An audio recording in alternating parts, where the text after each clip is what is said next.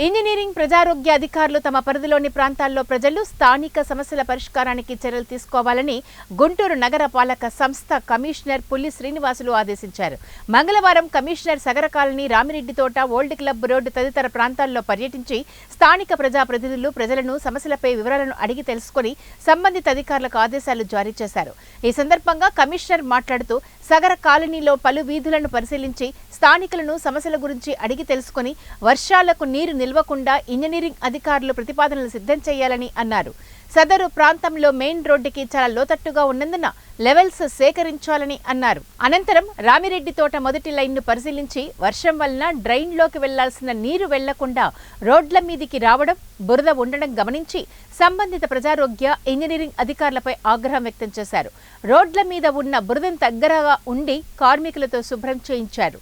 ప్రజలు స్థానికంగా ఎదుర్కొంటున్న సమస్యల పరిష్కారంలో నిర్లక్ష్యంగా ఉండే అధికారులు, కార్యదర్శులపై చర్యలు తీసుకుంటామని స్పష్టం చేశారు.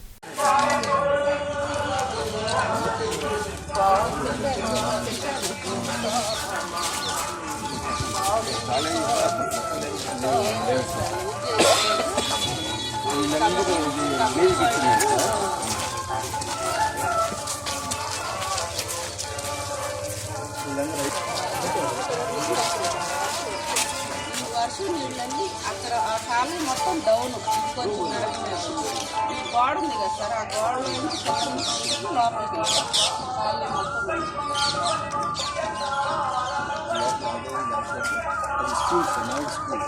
అదేమో నాయుడు స్కూల్, ఇదేమో కాలేజీ కింద కట్టారు కదా.